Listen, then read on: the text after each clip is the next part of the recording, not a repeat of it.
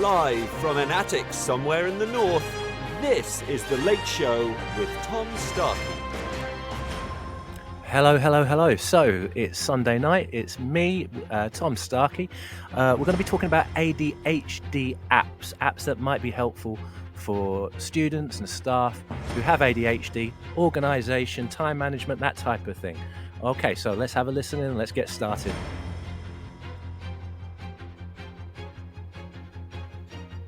Right now. Live from an attic somewhere in the north, this is The Late Show with Tom Starkey.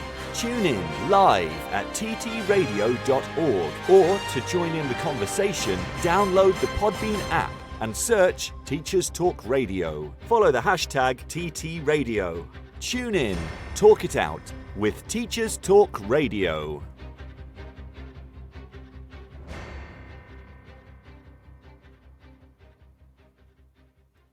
Yeah, do all that. You know, that's really, you should do. You should do. Come and join in the conversation, guys. We're talking about ADHD apps tonight, apps that might be useful for those with ADHD. That might be students, that might be yourself. The reason I'm doing this tonight is that it's linked to my job, and I like to make things easy for myself. So I often use my own job as research for these shows. You know, brilliant, 2 for 1. Brilliant, excellent. I can sit back and relax a little bit today because I'm talking about a little something that I do have some familiarity with. If you didn't know, my job is an assistive technology advisor in an HE setting. So what that means is that I have students come to me, students who are disabled, or students who believe that they may have certain disabilities that limit them in their academic studies. A lot of these students have ADHD.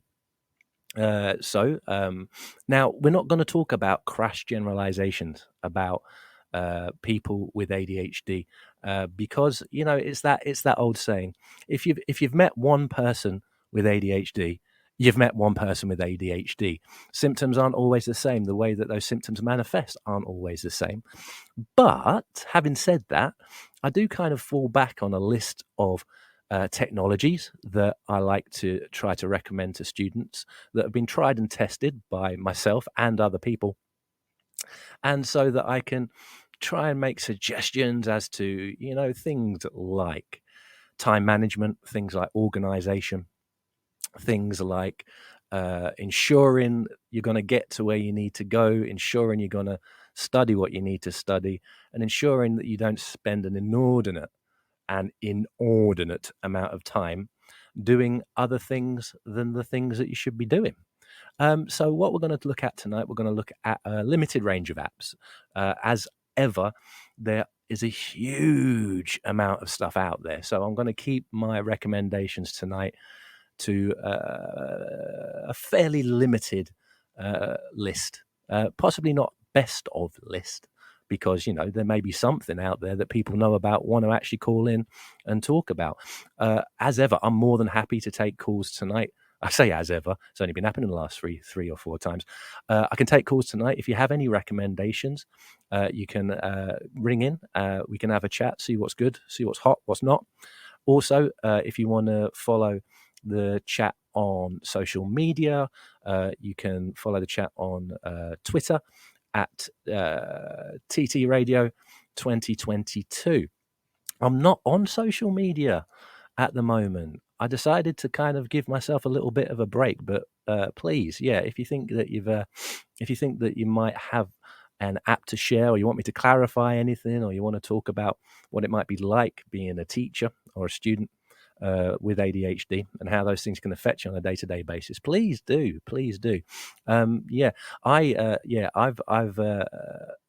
Ironically, I'm trying to reduce my own kind of split attention. That's why I'm not on the tweety Twitter, or the book of face, or the gram of the Insta, and all that kind of palaver. I've put it down a little bit because I'm trying to make sure that I'm concentrating on the things in my life that I should be concentrating on. And lo and behold, that's kind of what the show's about.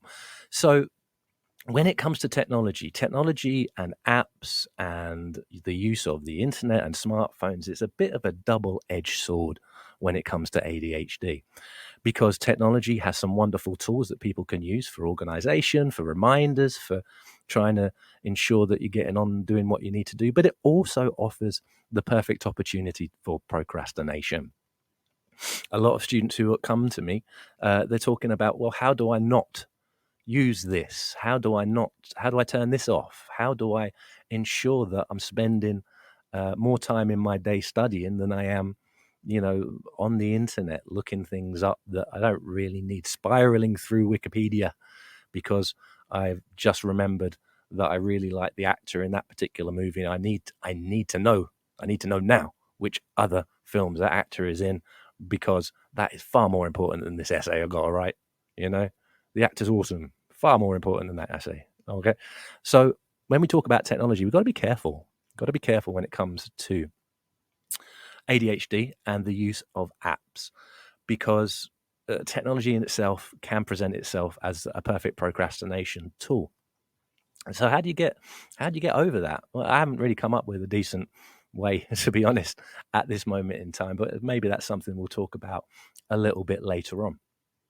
So yeah, technology, a double-edged sword, can be a help, can be a hindrance, but what it can also do, it can also offer people tools that can help with some of the things that ADHD presents, some of the barriers that having ADHD can present in the non-ADHD world. When I talk about disability, it's very important to point out that things aren't necessarily always a barrier when it comes to ADHD. Many people with ADHD can achieve hyperfocus on particular tasks, which means that they can show great concentration. It sometimes leads to a certain amount of time blindness as well. So sometimes you can be looking at something or trying to learn something, and before you know it, 3-4 hours have gone past. But there's advantages and disadvantages. We'll talk a little bit about those perhaps a little bit later on in the show. As I say, please join in the conversation. You're more than welcome to join me in this very, very soggy attic here in the deepest, darkest Leeds, and we can talk about some of the things that may be of use. Right, okay, speaking of which, my own personal practice. Now, this is just me, guys. I can't exactly say that this is kind of research approved, but when it comes to the things that I do in my everyday job, sorry, I just took my glasses off there. That's what that huge crack was. This is the disadvantages of using a $9.99 USB microphone.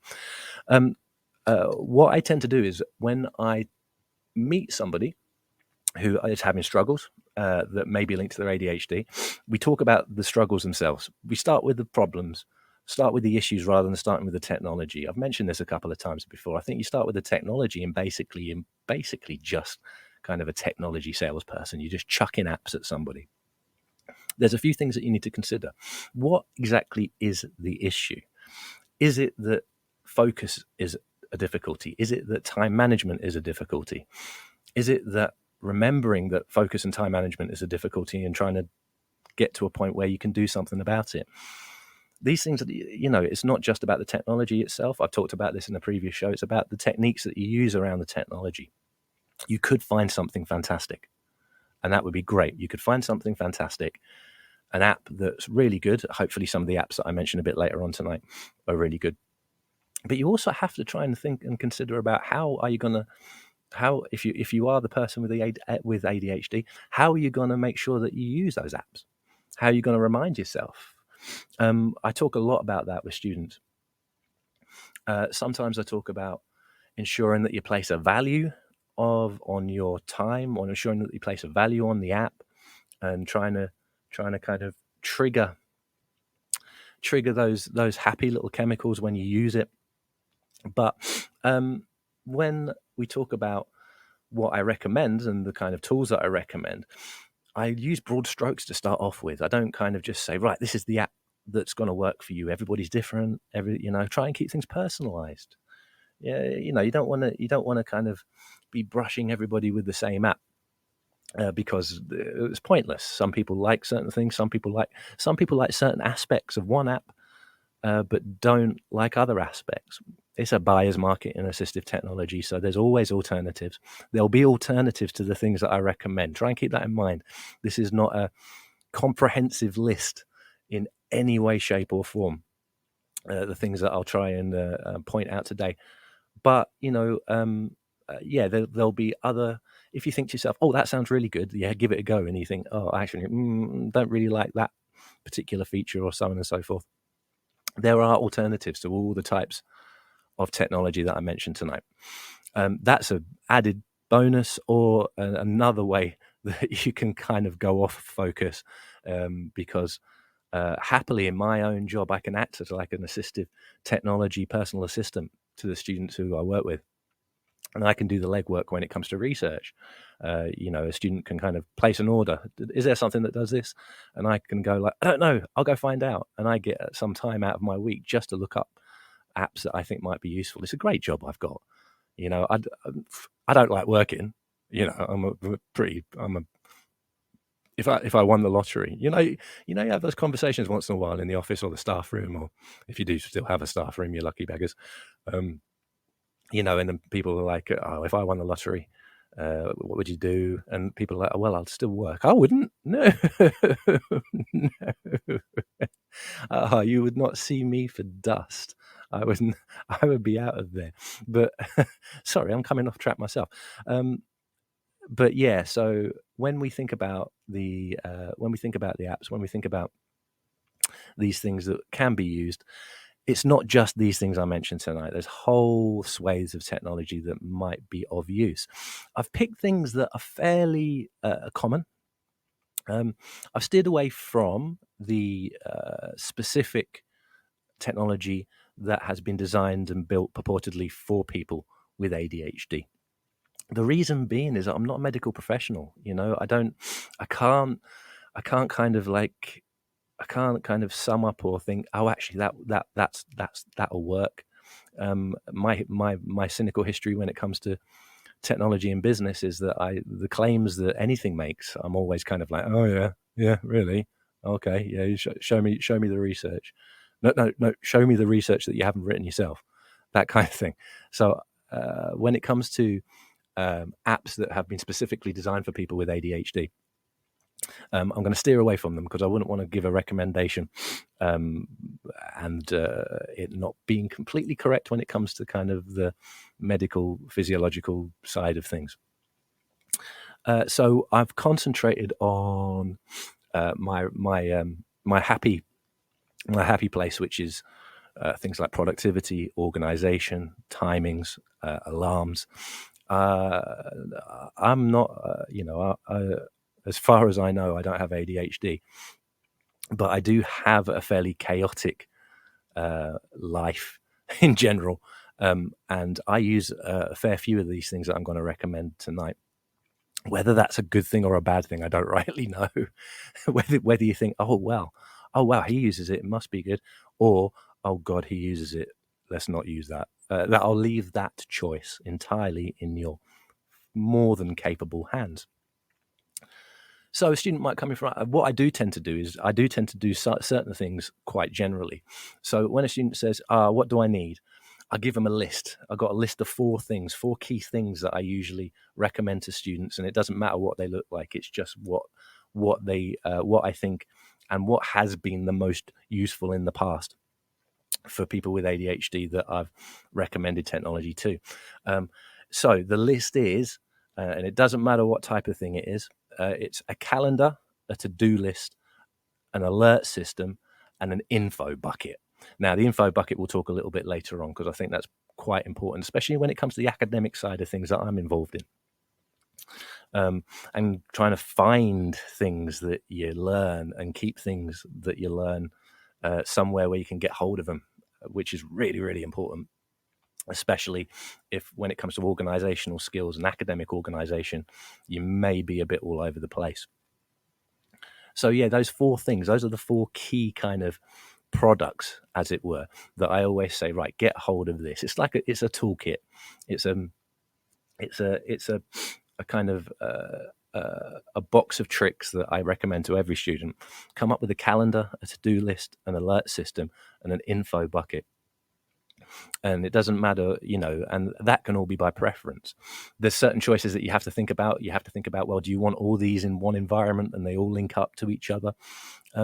I started my current job, thinking that would probably be the best way. However, compartmentalization is also very important in lots of cases with people with ADHD, making sure that they're confident that things are where they're supposed to be, and sometimes when they're kept separate from each other. So, I started off saying, oh, well, you can link this to that and you can link this to that. And the actual people with ADHD who I'm speaking to, it was often the case where they say, I don't want it linked. I want to make sure that these things that I use are in this certain place that are away from all the other places that I have other things. So that's something to consider as well. When we talk about info buckets and kind of digital folders and things like that a bit later on, we'll go in a little bit into that.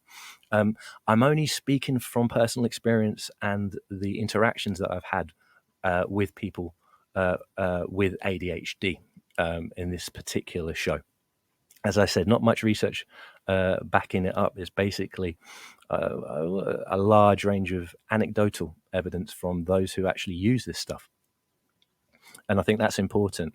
One of the things that I'm always telling people, one of the things that I'm always trying to remind people when it comes to technology, and especially when it comes to technology for students and staff and people in general who may have a disability, is that it's not necessarily just about the technology, it's about the person.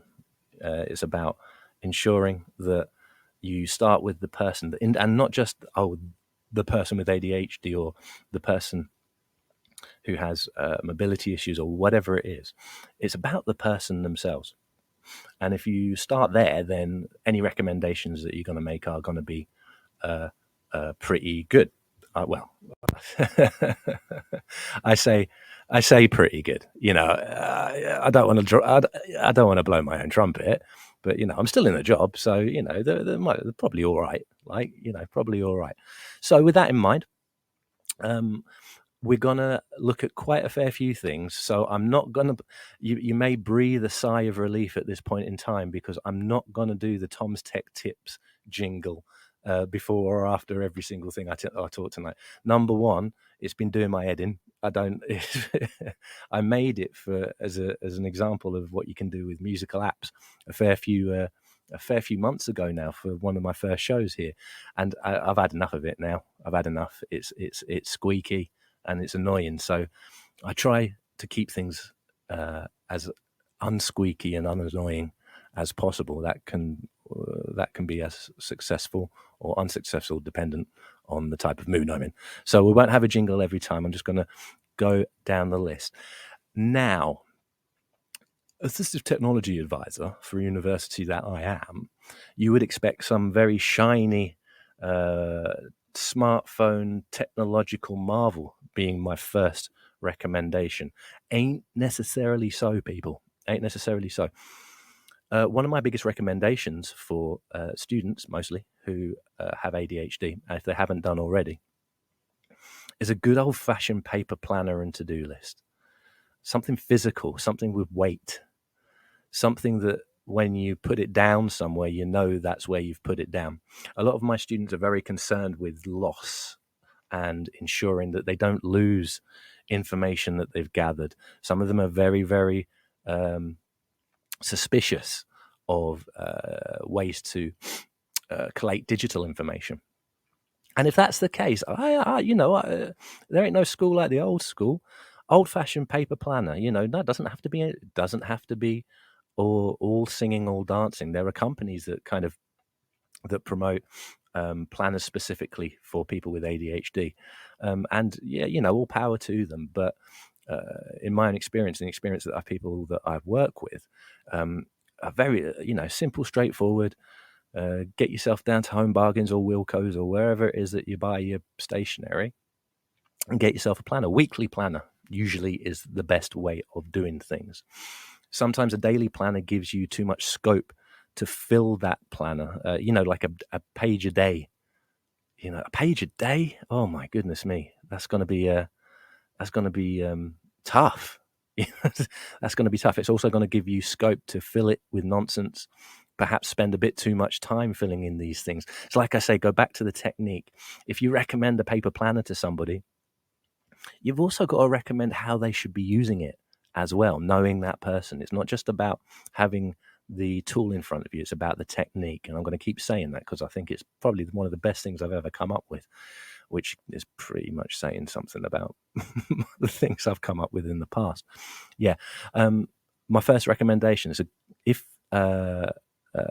you haven't got one already, if you have ADHD, if you want to recommend something to somebody with ADHD, when it comes to planning, time management, being able to see things that are going to be coming up in regards to dates, meetings, important events, that are not so far away in the distance that they become meaningless, which is sometimes the case. But yeah, straight up, good old-fashioned paper planner, diary type thing, probably not with a massive amount of space to put certain things. Just something where you can mark in what you're going to do for the week coming, or what you need to do, which in the case of the students that I work with is which lectures do I have? Do I have any meetings with staff? Do I need to ensure that I have done a particular thing by a particular time? And if that's and so on and so forth. I had a conversation with a student of mine, and it was very much it was not a sad conversation, but it was very much a realization that me recommending a planner to somebody in any kind of other situation that didn't revolve around ADHD, it's not exactly, it's not mind blowing. It's not it isn't really something that keeps, it's something that's fairly straightforward, something fairly obvious for people who don't have ADHD and people who don't struggle with organization, people who don't struggle with being able to perceive time or being able to ensure that they need to be where they need to be. It's fairly mundane, fairly mundane. But it does work. It does work. Along with having a decent planner, a decent paper to-do list, whether those be two different things or whether they be in the same the same book, it doesn't really matter. It's also a really good idea to designate or help somebody or tell yourself that you're going to spend a particular amount of time at a particular time on a particular day filling it in, usually Sunday evening. Because as I said before, there's no point giving somebody something that they're not going to use. So, you got to try and form a habit, ensure that something's going to be useful. And if you do that, what you can do is you can give yourself a slot. And it's not just, and this is the kicker. It's not just you should fill it in on Sunday evening when you don't have so this thing to do. And it's not just that. Sometimes I have to recommend to students how long they should be taking to fill in their kind of weekly plan for the week coming. And that's that's something that if you didn't do this thing every day, you wouldn't really kind of consider. There's always a chance that perhaps the filling in of a diary itself becomes something that is either a conscious or subconscious procrastination technique. It might offer somebody a way to fascinate themselves with plans and so on and so forth. So yeah, number one, old school, but the reason that it's old school is because it works. Good old-fashioned paper planner, to-do list. Have it somewhere where it's going to be. If you want to keep it with you, that's fine. When you get in to your home, always keep it in the same place to help you when it comes to ensuring that is where it's supposed to be. And that, it's not very interesting, guys. It's a little bit kind of but these are some of the tried and tested things that work in my experience. So yes, it's an assistive technology show, but one of the assistive technology. I sound like those people that say that. Oh, what's that thing about technology when they think people are scared of technology? It's like, oh yeah. Oh well, pencils. The pencil is a technology. Yeah, of course it's a technology. It's probably not the same as a smartphone, right? But yeah, but it, bless them. I'm kind of this is what I'm going with the first recommendation tonight. So if you want to recommend a particular technique, if you want to recommend a particular way of trying to get something organized, go for the original, which is a decent paper planner and a to-do list. You could offer I wouldn't say, oh well, you can spruce it up and you can personalize it and so on and so forth. Nah, just use it. Meat and potatoes. Use a paper planner. Give a designated time in the week that you're going to actually fill it in for the next week. To-do lists, you can be a little bit more free, because to-do lists are usually about picking up issues as and when. So yeah, that's the first one. Paper planner. Not really a groundbreaking, not really a groundbreaking recommendation, but has been massively useful to the students who I work with, as long as there is a plan on how to use it, as well as the actual planner itself. Always going to be reinforcing that idea when it comes to this particular show. Okay. I can't believe I've spent nigh on half an hour talking about paper planners now. I'm cool. I'm cool. So what we'll do is we will just have the news and words from our sponsors, and then we'll get to the more shiny button pressing type deals. Are you ready?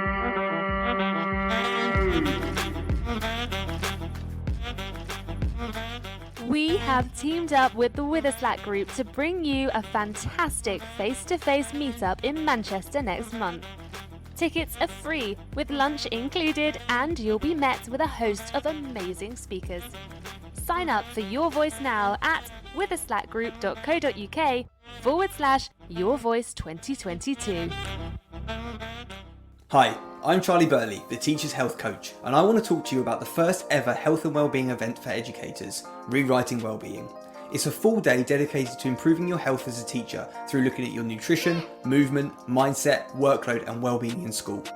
You'll hear from our incredible lineup of speakers including Andrew Cowley, Jen Foster, Kimberly Wilson, Simon Bolger and many more. There'll be talks, workshops and time to network with like-minded colleagues. We'll look after you all day with brunch, lunch and all the refreshments. You'll get to meet our incredible speakers and our amazing team of ambassadors from the education space. It's a non-profit event with all proceeds going to the amazing education charity EdSupport. This isn't one to miss. I look forward to seeing you there on the 22nd of October at Etc. Venues, St Paul's in London. You can search Rewriting Wellbeing on the Eventbrite website to find out more.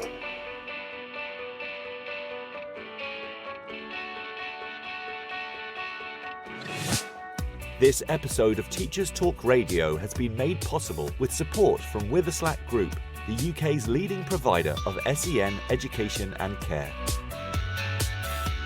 They're here to support you too through an ever-growing offer of free resources, including webinars, podcasts, articles, and events aimed at supporting teaching professionals like you. Visit their website at www.witherslackgroup.co.uk to find out more. This is Teachers Talk Radio, and this is Teachers Talk Radio News.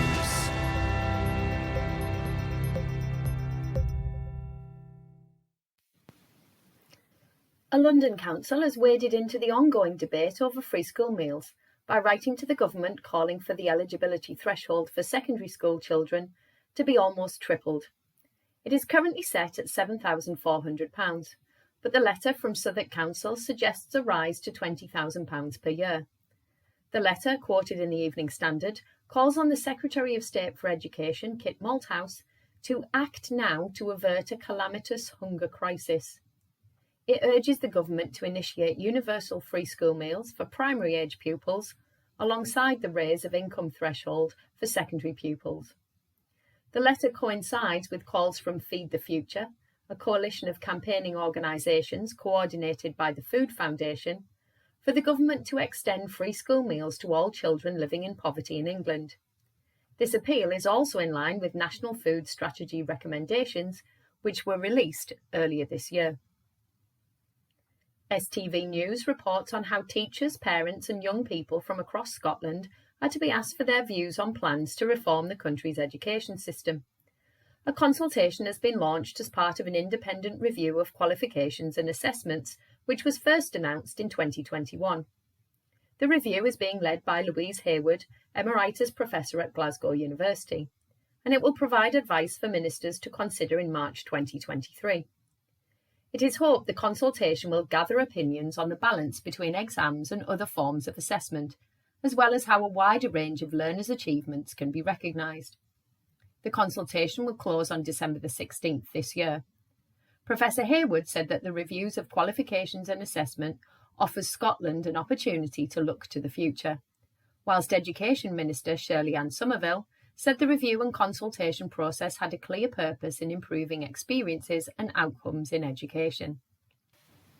In Northern Ireland, 2 primary schools have created an animation focusing on children's mental health. The animation is called Our Wee Thoughts and Feelings and was created by pupils from Elm Grove and Christ the Redeemer primary schools. The animation was created through Our Generation, funded by an EU Peace 4 project and led by Action Mental Health. The project also received funding from the Executive Office. The project aims to build positive relations and emotional resilience in children and young people.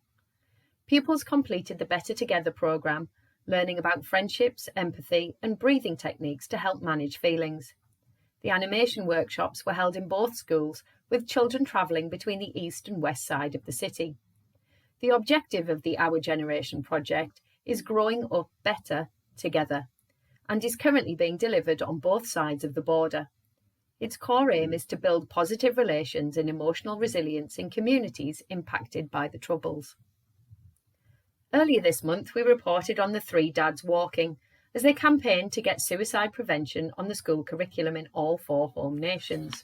One of the 3 dads, Mike Palmer, who lost his daughter to suicide, has now won a Pride of Britain Special Recognition Award. Mike and the other 2 dads, Andy Airy and Tim Owen, have secured 127,000 signatures for their online petition, which should now prompt a debate in the House of Commons.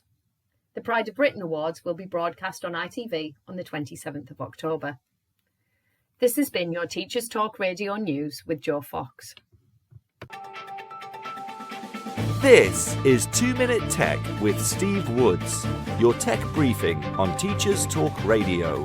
Hello, this week I'm going to talk about the power of a like. You know that little thumbs up symbol or the little red heart? In the news, young people are finding a reply to a message with a thumbs up as annoying and are looking to avoid using it. Why? Well, you pour your heart out, take the time to construct, punctuate, even find a GIF that matches the mood to get a thumbs up returned faster than the time it takes to read the message. Laughy face emojis are another questionable reply. Are you one of these people? And do you need to consider how you reply to messages or not? Before we get all emoji and all, see what I did there? I would like to share the true power of a like. I don't have that many followers on Twitter. It's always a nice surprise when I take a look to see someone has liked something I've said. However, this week I had the best like of my life. I was asked to be keynote on the ICT for Education conference in Manchester, and while I was there, I took a selfie with Professor Miles Berry, who is Professor of Computing and Education at the University of Roehampton and has lots of kudos in the computing world. When I checked on Twitter later that day, I saw that none other than Martin Dougimas, founder and CEO of Moodle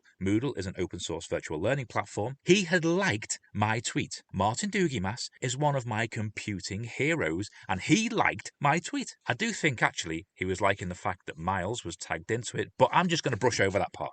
The point I'm making here is liking and reacting is a powerful thing. It may be annoying that you get a heart or a thumbs up or an okay hand back, but you got a reply. Acknowledgement that I have this and thanks for sending. Acknowledgement that I'm busy and will read this later. So yes, sometimes liking a message may be seen as a lazy way out, but is it not better than getting nothing back at all? I'd love to hear your thoughts on the emoji response. In fact, I'll be tweeting about this week. Please like it or even take the time to reply. As always, tag in at TT Radio 2022. I'm Steve Woods, and that was 2 Minute Tech. 2 Minute Tech with Steve Woods, your tech briefing on Teachers Talk Radio.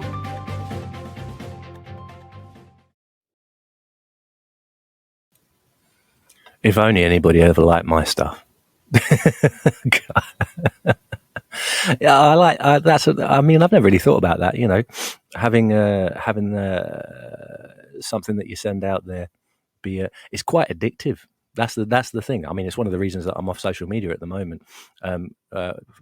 First and foremost, apparently, according to my much better half, is that I can stop arguing with randoms. I don't argue with randoms. I pick the people that I argue with like really carefully. Randoms, how dare she? But yeah, that's Steve. Steve always comes up with some food for thought there. I like that. Yeah, you know, I like using emojis to answer things. We've got at my work, you can use emojis to answer email. Oof, I tell you, it's a minefield, absolute minefield. But I love it because it means that things are quicker and easier. I like quick and easy. You know, it's nothing wrong with that. Nothing wrong. People may find it annoying, and they might even email me and say, oh, this is really annoying, and so I just give them another thumbs up. So yeah, we had looked at the old school, old-fashioned paper planner and to-do list to ensure that there's something physical, something with weight. If you put it down somewhere, that's where it's going to be. That's very important with a lot of the people that I work with who have ADHD. I found it surprising how many people, when it comes to recommendations, they start off with, I don't really like the technological things. It's like, that doesn't matter. Don't worry about it. If you don't want to use an app, if you struggle with your smartphone being a way to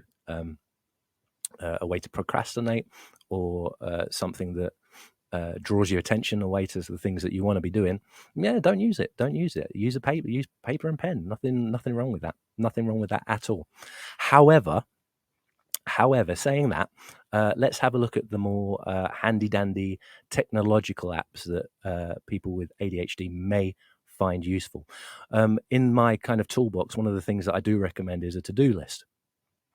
Now, there is a plethora, absolute plethora of to-do list apps when it comes to smartphones, when it comes to PC-based technologies. There's everything from specifically built to-do apps to online sticky notes that you can use for that exact purpose. However, after having a look at many to-do list apps, one of the ones that I have found to be most effective for organization when you have ADHD is Remember the Milk.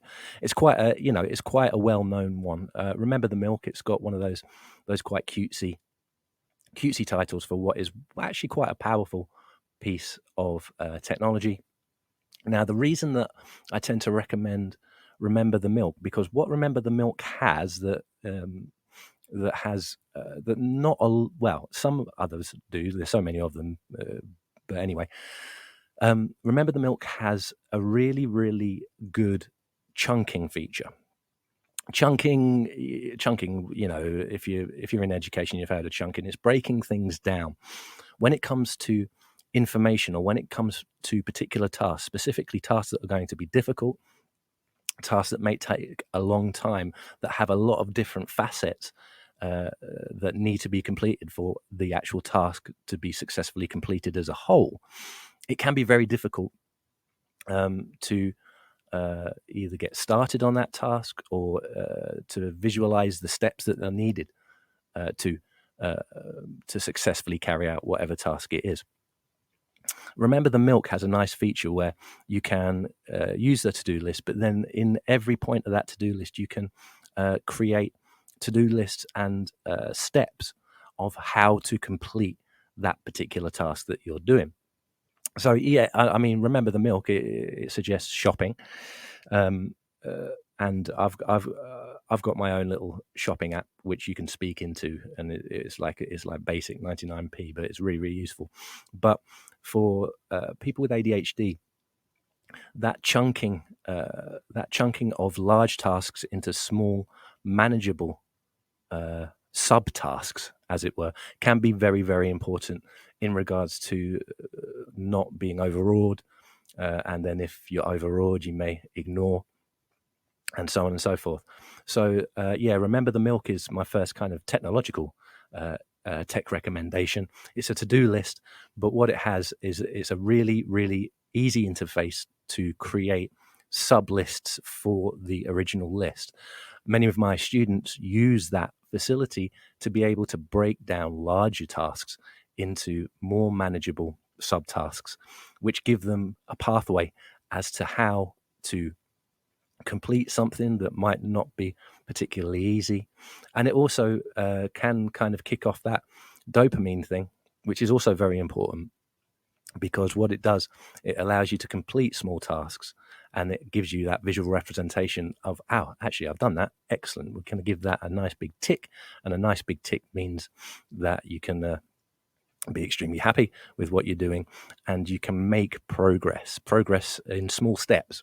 And that's really, really important. And a lot of my students, when I've recommended this particular to-do list app, it's a feature that they really, really respond to, making sure that a task that may not be the most appealing, as it were, is at least broken down to the point where it's manageable. And that's so there's plenty of oh my goodness me, there's so many to-do list apps out there. But remember the milk, really good because of a very easy interface where you can chunk tasks into smaller subtasks, giving you a visual representation, ensuring that you know that you're actually on the right path, and so on and so forth. But there's always a but, and there's going to be a but. It's probably going to be the same. It's going to be full of buts, this particular show. But a student has to have time to be able to ensure that they use this particular app. So when I recommend an app, I give a demonstration of how to particularly use that app, what you might give yourself as a reward when you use it, and what you might give yourself as a reward when you complete a particular task. Because, all the chunking in the world will not make any difference if you don't put the task in the app in the first place. It's one of the dangers when recommending technology to people with ADHD, is that there has to be value in its use. Otherwise, it may just be disregarded straight off the bat. And to be honest, that's not just ADHD. That's just everything in general. Unless you see an immediate benefit, then there's always a chance that you're not going to use it. But for my money, remember the milk is beneficial because of the way that it breaks down large tasks into smaller tasks that you can manage, that you can complete. And once you complete them, you can have that sense of satisfaction, maybe get that little dopamine hit to continue to use the app itself and to continue to complete the tasks that you've put into it. So yeah, remember the milk. That's a good one. I'm not 100% sure if it's available on both iOS and Android. I believe it is. It's one of those freemium. Everything is freemium. Everything is freemium at the moment. It's like, oh goodness me, you need to get them punters in with that little sample so you can hit them with the full price. But for my money, even the free version is incredibly useful. So yeah. Remember the milk. That's my first recommendation when it comes to to-do lists. Next recommendation, and this has been a little bit controversial when I have recommended it to people, because it does a couple of things. And as I said, compartmentalization is quite important in a lot of different cases when it comes to people with ADHD. But it does two things, and it does it really well. It's called Brain Focus Timer. Brain Focus Timers. It's the first thing that it does is that it's a fairly easy to use Pomodoro timer. Pomodoro timers. A lot of students who have ADHD that I speak to are absolutely sick sick to the back teeth with Pomodoro timers, because it's very much one of the first things that is recommended. Pomodoro timer splits your time up into 25 minutes, 25 minutes of activity, 25 minutes of focused activity, and then 5-minute rest, or 5-minute reward, as it were. The interface for brain focus timer is really good. It's really easy to use. It doesn't take, there's no learning curve, really. It's a couple of button presses. But the interesting thing about this particular app, and one of the things that lots of people who I've talked to who've used it like about it, and but there are some people who, this is the thing that kind of makes them extremely nervous about it, is that the Pomodoro timer is also coupled with a website blocker or an app blocker, because it's a phone-based app. Maybe I should have said that at the beginning, but it is.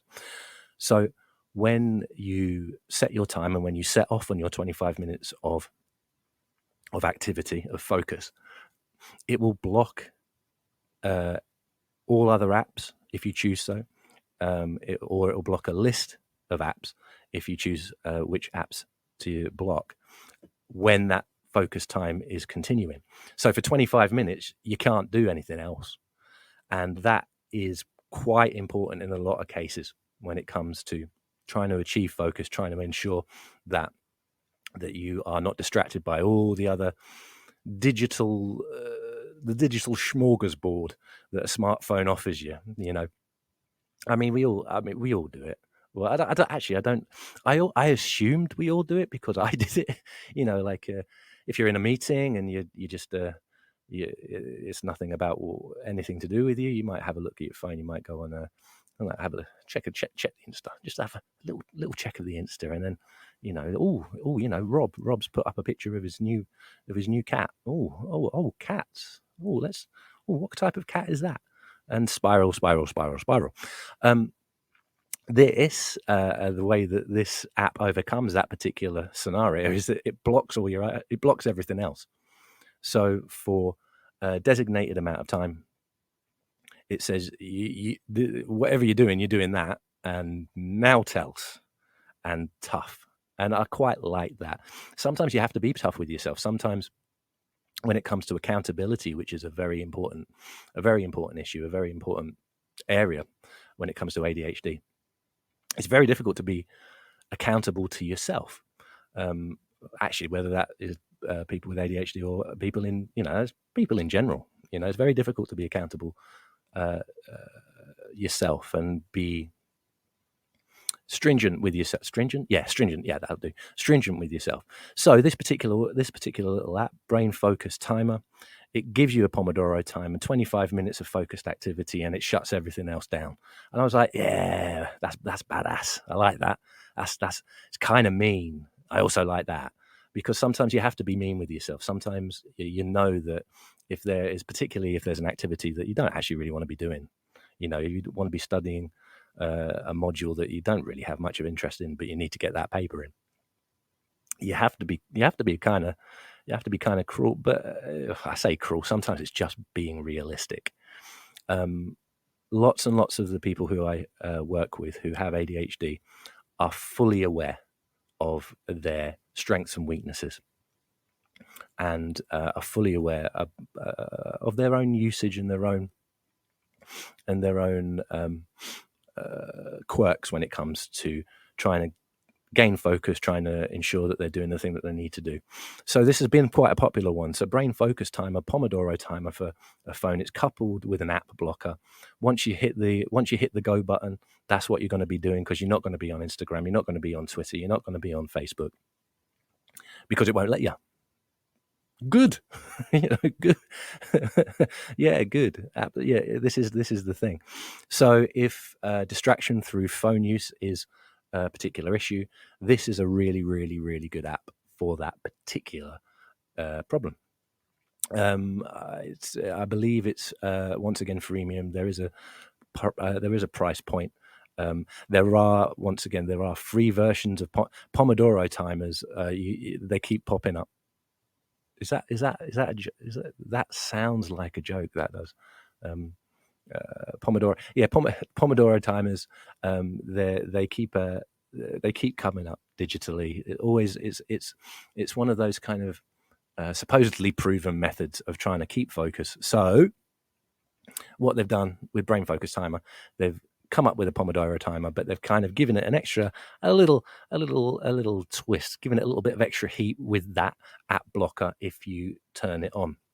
Now, the reason that's controversial sometimes is that is that some, when it comes to kind of self-management, when it comes to being accountable, sometimes you don't want to be that accountable. You're like, I'm going to get rid of stuff. But having said that, a lot of people that I work with, in fact, a lot of my working day, and I think I've mentioned this before, is finding technology that stops technology. It's weird. Yeah, it's a weird kind of thing, but it's one of the things that I love about my job. My job can be very strange sometimes. So I do spend quite a lot of time researching tools that stop you from using the internet, and distraction-free tools. Things like Forest, things like Stay Focused. But this is a really good one if it's phone-based. Pomodoro timer, and the Pomodoro timer, the user interface is really, really nice as well. I like it. I like the color schemes. I like the kind of, this big and red, and it's kind of like, this is what you do. There's no messing about. There's no kind of, you kind of should. No, it's like, nah, right. You turn me on, we're going to work. And I think sometimes people need that. So yeah, Brain Focus Timer is a second recommendation. Pomodoro timer on your phone, coupled with an app blocker, to kind of get rid of all that split attention that can rear its ugly head in general, but especially when you have ADHD. Right then, okay. The next one's a little bit out of left field, but why not? It's Sunday evening. There's nobody else here. I don't think anybody could actually stop me even if they wanted to. So the next one is YouTube. Now, not YouTube as like I said before, double-edged sword for technology for ADHD. YouTube is a horrible thing to do to yourself if you're trying to get something done and you have ADHD. The algorithms will throw things at you that will be infinitely more interesting than the thing that you're doing. Just an absolute procrastination tool. However, I'm not talking about YouTube in general. I'm talking about using it for a particular reason. I don't have ADHD. I speak to people who do quite a lot. But to try and gain an insight into some of the technologies that are useful, to try and gain an insight into some of the mindsets of people, I use YouTube and I watch videos about ADHD tools that are created with people who have ADHD.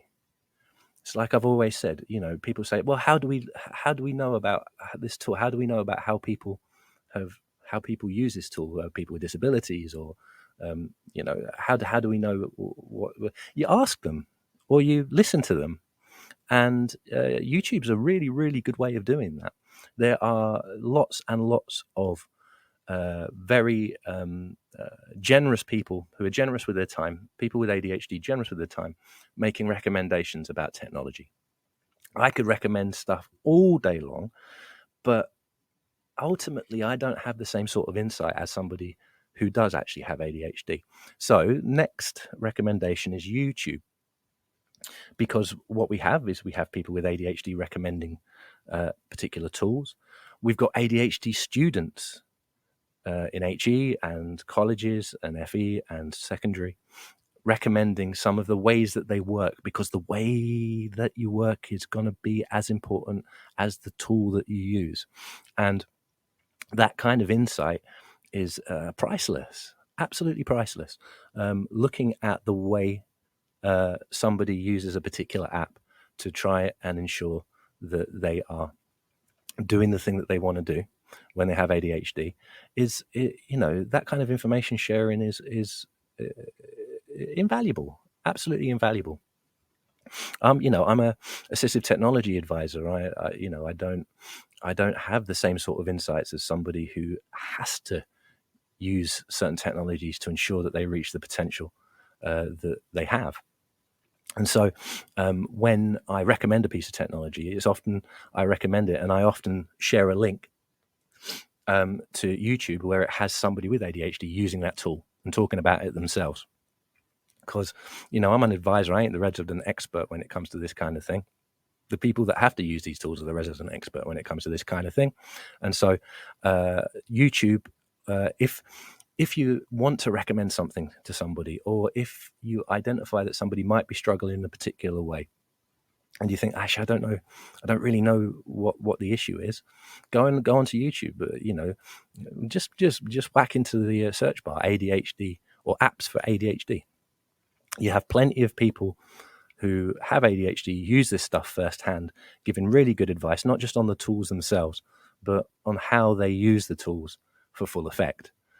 So that's a really, really, I think, is a really, really good way of trying to help as best as you can and get an insight into the mindset, insight into some of the struggles that people have. YouTube, that is my next recommendation. A strange one, considering that we are talking about a lot we're talking about tonight is trying to not distract ourselves, but used in the right way and used in a very targeted way. What it does, it offers voices of people who live the life, use these apps firsthand, and can give insight into those uses. So that would be my next recommendation. So we're just going to have another word from our sponsors again at the top of the hour, and then for the last section of tonight's fantastic show, yeah, I said it, I'm allowed, we'll have a look at some of the other recommendations that I have.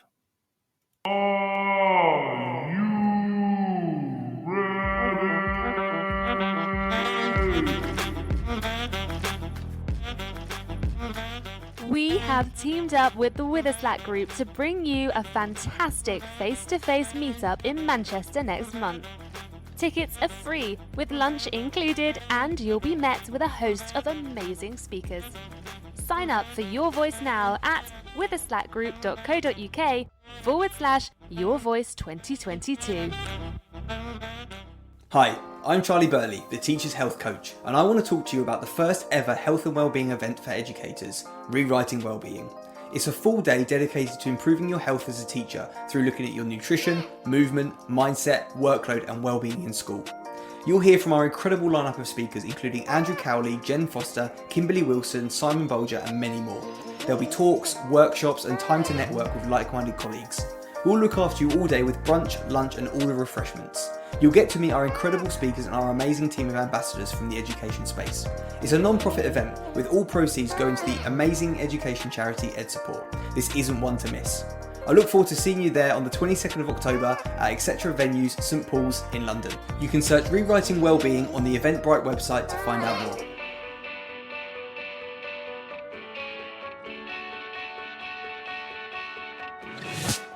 This episode of Teachers Talk Radio has been made possible with support from Witherslack Group, the UK's leading provider of SEN education and care. They're here to support you too through an ever-growing offer of free resources, including webinars, podcasts, articles, and events aimed at supporting teaching professionals like you. Visit their website at www.witherslackgroup.co.uk to find out more. So those are our wonderful sponsors. Thank you very much for sponsoring me to try and stay awake on Sunday evening. We're talking about ADHD apps that people with ADHD may find useful, or if you really want to think about recommending these apps to other people. Some of the processes that you need to have a think about when it comes to the techniques used around the technology, because that's really, really important. Really important. So moving straight on. Oh, that was a bit loud there, wasn't it? Sorry. Moving straight on. We've had Remember the Milk, a to-do list with a really good chunking feature. We've had Brain Focus Timer, which is a Pomodoro timer with the evil option of an ad blocker. I talked about YouTube and using YouTube to try and garner an insight to some of these tools when it comes to the people who really matter in the use of these tools, those that actually have ADHD and use them. So next, what we have is we have something that's a little bit more detailed. Schedulers are really important. Having a schedule, ensuring that you can manage your schedule, whether it's to do with academic progress, whether it's to do with your pastoral life in general, really, really important. Now, whether somebody has a scheduler like the first recommendation, the good old-fashioned paper planner, week by week, sometimes that's not enough. We have, as I said before, everybody is different, and that's also the same for people with ADHD. Everybody has different ways of working, has different preferences. Some people need a little bit more help, a little bit more of a breakdown when it comes to the events that happen on a day-to-day basis. For something that does offer a little bit more of a detailed breakdown when it comes to what should be going on, there's a really, really nice app called Right, let me get this right, because why is technology so difficult to say sometimes? All these apps are like, you got like a large L and anyway. Routinery is an extremely detailed scheduler, much more detailed than the vast majority of kind of daily schedule apps out there, with a minute-to-minute breakdown when it comes to the day's events, as it were. It's not for everybody. Not everybody needs such a focus when it comes to what they should be doing at a particular moment. But some people do. And some people use apps that have much more of a greater breakdown, look at things in much more detail, as a way to ensure and be sure of what they're doing. Like I said, not for everybody, but I have recommended it to a number of people who've really responded well to having a really, really detailed breakdown of what they need to be doing day by day.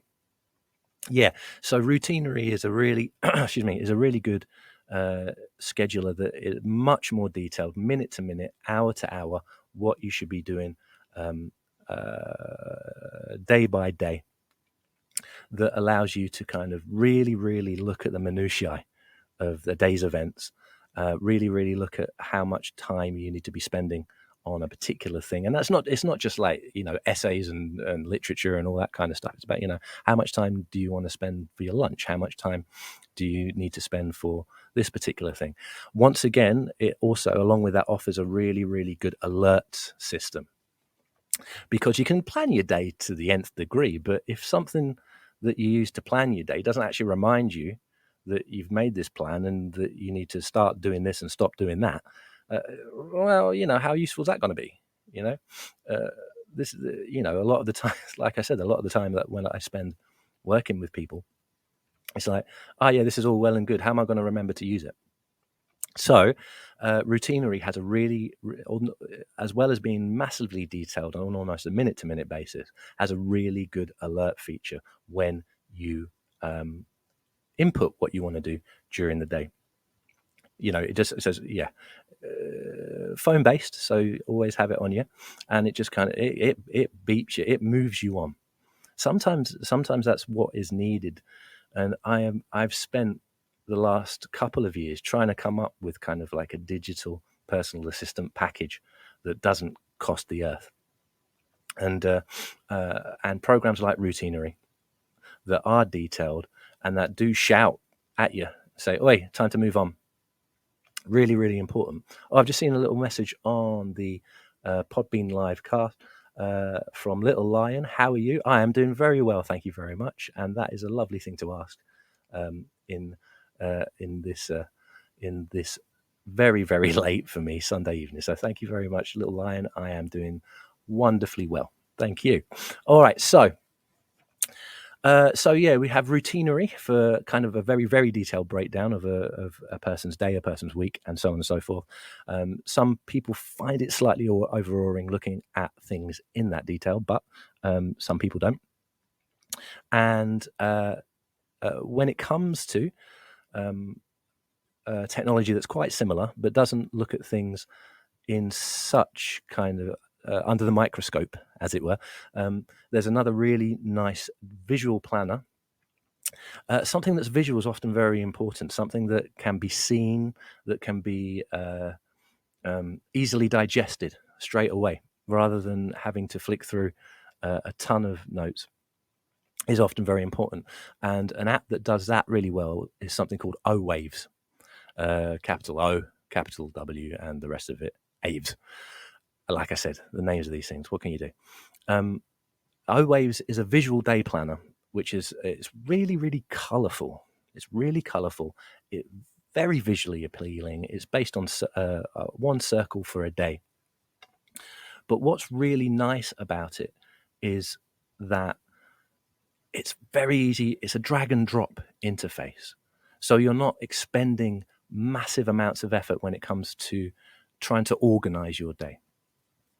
Lots of these planners, lots of organizers, lots of the to-do lists are hugely featured, fully featured, but also have there's also difficulty because they're so fully featured. The learning curve for using something is perhaps a little bit too steep. However, when it comes to OWaves are very immediate program. And you can come up with a list of things that you need to do. You drag and drop it. And then once it's in, you can make amendments really easily. Use it if you have it on a phone or if you have it on a tablet. It's basically you just kind of dragging your finger, and it just takes the time, and it's just a really smooth, almost effortless way of organizing yourself. And that lack of effort is sometimes extremely important, because you don't want to have something else that's challenging to use, because it may be hugely beneficial, but if that challenge is more than the benefit that you will get from it eventually, then once again, what's the chances that it's going to be used? So OWaves, when it comes to a visual day planner, something that looks really good, something where you can contrast colors to ensure that you can just at a glance figure out what you're doing, when you're doing it. Boom, no worrying, no kind of like flicking through. I like the paper versions of things as well.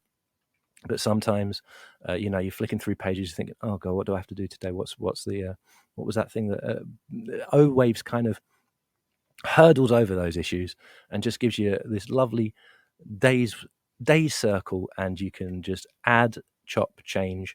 You can repeat particular routines as well, so you're not always having to amend things. You can just kind of copy and paste it for days and then add the specific important dates and tasks that you want to. Just ease of use, and it's not just for ease of use is something that I've always been concerned about, and it affects my recommendations. If I have kind of equivalent programs, and you in one of them you have to press 7 buttons to do what you need, and in one of them you have to press 3, I'm always going to lean towards the 3. Being easy to use it's got to be one of the main facets, especially when you have ADHD, because ease of use means that you see immediate benefit. Whereas even if the best app for you, if it's clunky to use, or if it's long-winded, or if the user interface is not as smooth as it should be, there's just abandonment will come very, very quickly. And that kind of abandonment, when it comes to recommendations that I make, it's always going to be an issue. It's always going to be a worry. So when I do recommend technology, I always look at ease of use. I always look at, is this smooth? Is it robust? Is it going to work every time? Is it going to be easy if you need to change certain things? And so on and so forth.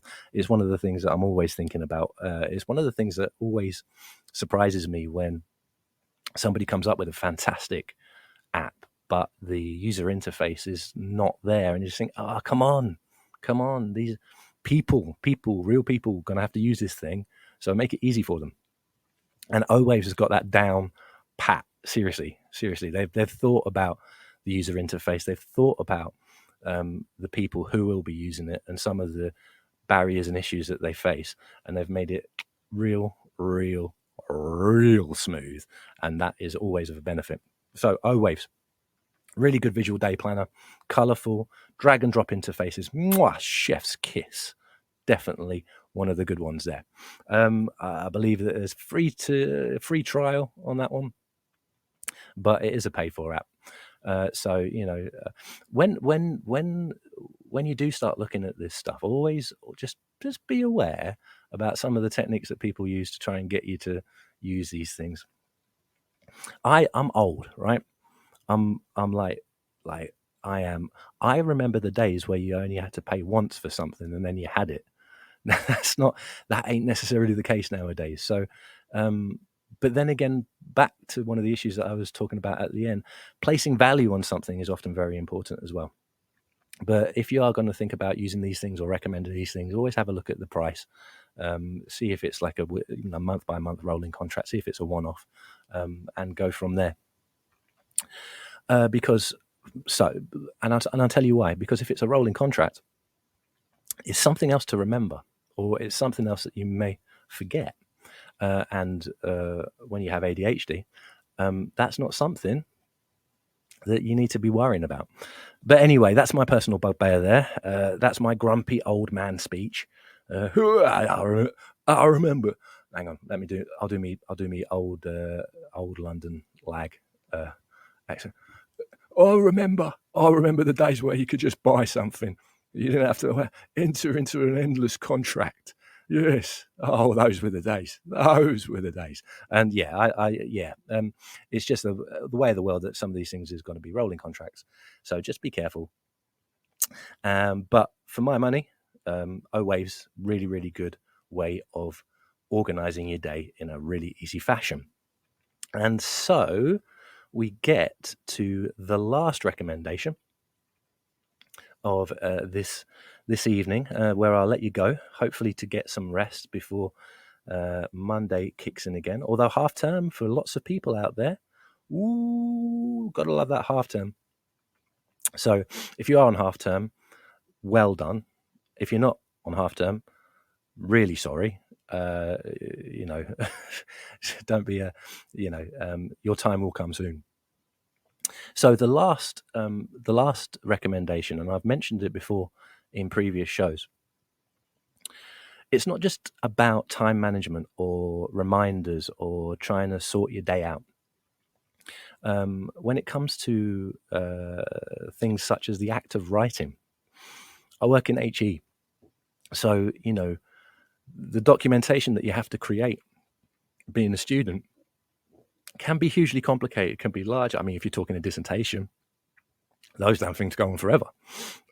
So trying to find a way of writing, trying to find a way that you can explore the ideas that you want to put across in a fashion that's useful.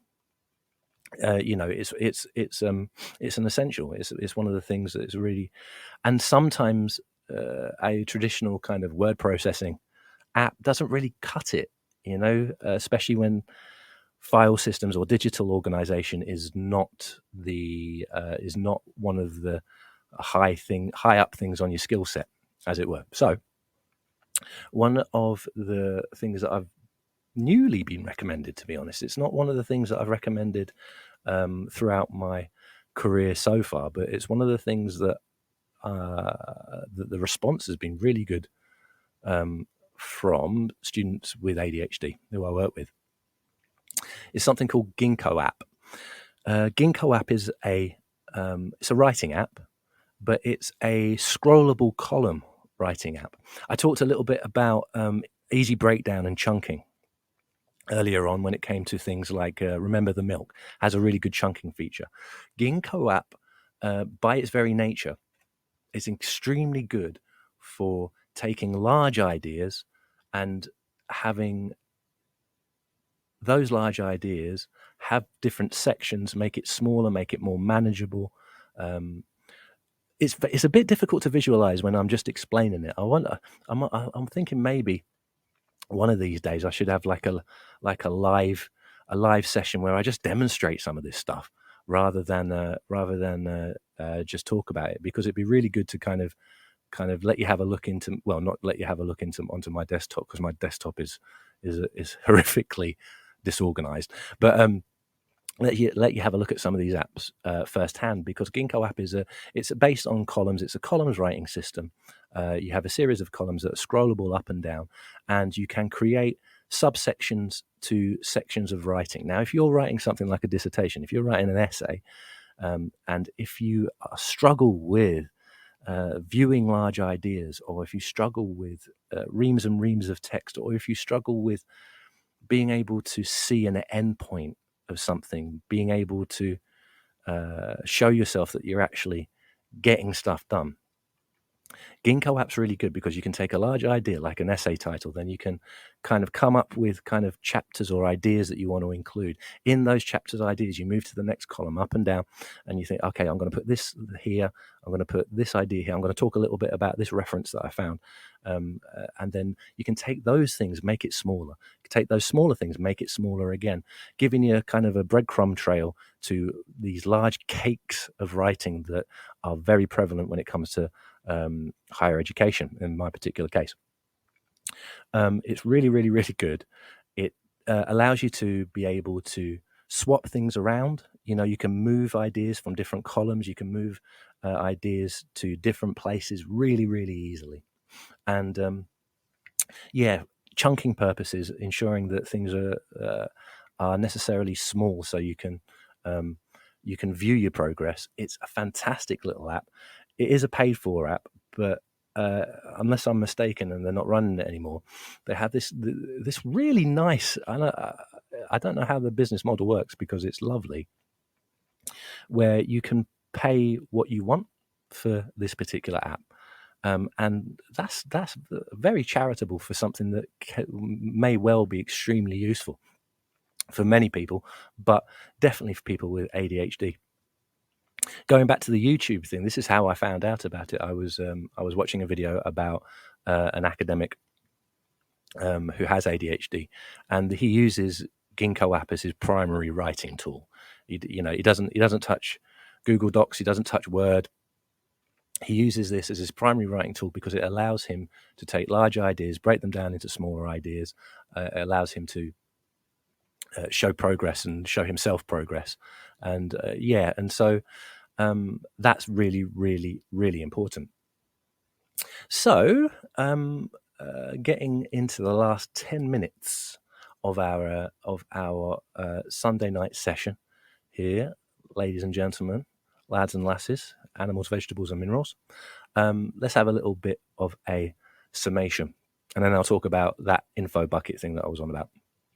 So technology is a double-edged sword for ADHD. It can provide fantastic tools. It can also provide massive distraction. It's about making sure that the processes that you're using around the technology are good and allow you to do the work that the technology is there for. In my own recommendations and in my own job, I recommend 4 things: a calendar, a to-do list, an alert system, and an info bucket. Good old-fashioned planners, paper to-do lists, nothing wrong with them whatsoever. Whatever works. And no 2 people with ADHD are the same. Some people need that physicality when it comes to something they're using to plan their lives, because, well, for a start, if you put it down, it's going to be there. And that sometimes when it comes to the abstract digitization of information, there is a worry that, where is it? What is it? Forget it. So yeah, good old fashioned paper planner, always a good one, always a benefit. Doesn't have to cost the world, but available in all good stationery shops. A to-do list that's really good digitally is Remember the Milk. It's got a really good chunking feature. It can break down your tasks really easily in as much detail as you see fit.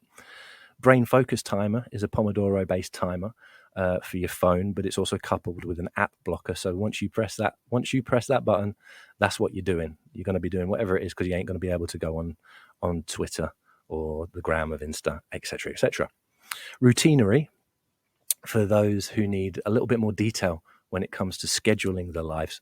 It has a minute-to-minute breakdown, and for students that really, really struggle with personal organization and may need something a little bit more hardcore in regards to planning, it's really good for that kind of thing. I mentioned YouTube for trying to garner an insight into how some of these tools are used by people with ADHD rather than just listen to me yabber on. I think it's really important to ensure that the voice is the voice of those who actually do use these tools and do have ADHD are important. I've got Nicole Candy on the chat saying, hey Nicole, hope you're doing okay. We've got OWaves, which is a visual daily planner, lovely looking, really good drag and drop interface, no problems whatsoever with that one. And Ginko app, which is a column-based writing app that is extremely good for chunking info. Now, speaking of my own organizational, or speaking of organizational issues, not that I have ADHD, but I certainly got the issues. I forgot that I had a show the other week. So I just thought I'd apologize to everybody at Teacher Talk Radio for just completely forgetting that I was supposed to be on. And I hope I didn't cause people too much of an issue. In all honesty, there's a lot of people out there that probably think it's a benefit that I wasn't on. Hopefully, if there was a replacement, apologies to them, because it's a really, really hard-working team. Lots of fantastic educators talking about some like really, really important subjects. So, yeah, all apologies to everybody on the team there. Hopefully it won't happen again. I should be using some of these apps myself with a little bit more regularity, I guess. But Info Bucket. One of the issues when it comes to digital information is that it's an abstract thing. And also, if you are in HE, for instance, you'll be grabbing information from any old where, and you might need that information like 3 years down the road when you're writing your dissertation and you have an idea and you think, oh, well, that was a good idea when the second week of university. Oh, where's that gone? I've got no idea. Having something that allows you to capture information in a really easy form is really important. I'm not going to talk about kind of organization of file systems and so on, because that would be massively hypocritical. If you, like I said, if you have a look at my desktop, it's an absolute fever dream of a nightmare. But when it comes to actually that first stage of dragging and dropping something to ensure that you have it, an info bucket, as it were, there's lots of ways that you can ensure that you have that information and then kind of sort it out afterwards. One of the things that I've been using in my own research recently is using OneNote, the digital notebook from Microsoft, and then using a browser extension, a web clipper. So when I'm kind of like searching the internet for fantastic new tools to recommend to both students and the people out there listening at the moment, I ensure that if I find something that's even remotely interesting, what I can do is I can press a button on my browser and it will save it into a notebook for me. And I've called the notebook my research notebook, strangely enough, because it's research.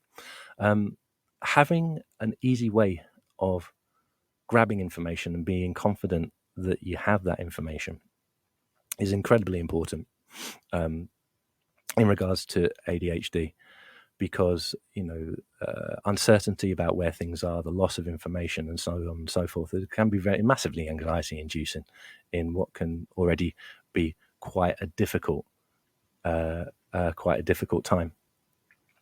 Candy's asked what was the show about today. The show is about ADHD apps for students, staff, and then just about anybody who has ADHD that might technology that might help. So having an info bucket is really, really important, somewhere that's easy to grab information that you might need. And OneNote, Evernote does the same thing, really, really good. Google Keep is absolutely fantastic when it comes to online digital information, and just being one button away from locking it down. And that's really important. Like I said, user interface, hugely important, make things easy. The difficult bit, of course, is when you have that information, how do you organize it? What do you do? Where do you go from there? But I think that's probably for a whole nother different show. Maybe, hopefully, we'll have a guests who have ADHD themselves and can offer an insight, much like the YouTube suggestion that I gave a bit earlier. But that would mean that I'd have to organize And as I said at the top of the show, that perhaps is not my particular forte. So we're going to close it down there. It's a Sunday evening. You all need to get some good old rest, whether it be the start of the half term or whether it be another week educating in that honourable profession of trying to educate folk, whether they want it or not.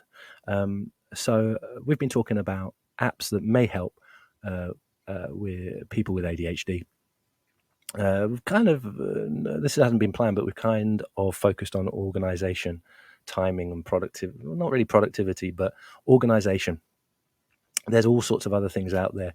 I failed to mention things like med checkers, to ensure that you're taking, if you medicate, sure that you're taking things at the right time and the right place and so on and so forth. But I think we've covered enough, and I don't want to overawe people with a whole bunch of things. So you can't actually, go away, digest them, have a play of this stuff. This stuff, a lot of this stuff is free to use. Have a look, because it's not just people with ADHD that may find this stuff useful. I use a couple of these apps in my own, in my own working life to help get myself sorted when it comes to organisation. But anyway, if you're out there listening live, thank you very much for allowing me into your ear holes, as it were. And I'm going to make sure I check with our producers exactly when it is that I'm next on. So I won't be AWOL for that one. But anyway, thank you very much, ladies and gents. It's always a pleasure, always a pleasure, never a chore. Well, I don't know, mate, to be honest, sometimes it is a chore. Sometimes I'm not, come on, I'm not going to, Sunday night, I've had to drink two and a half pints of coffee just to crack on with this one. But I'm honoured. I'm absolutely honoured that you might be listening. If you are listening to the download at a later date, that's also great. Hello, you lot. Hello, you. Hello, you slackers. Come on, listen to the live show. I'm doing it live. Well, I say live, kind of like half live, half dead. It's been a long day, but I'm just going to press the button for our close and have a very good evening wherever you are. You've been listening to Teachers Talk Radio. Tune in live and listen back at ttradio.org. We look forward to hearing from you next time on Teachers Talk Radio.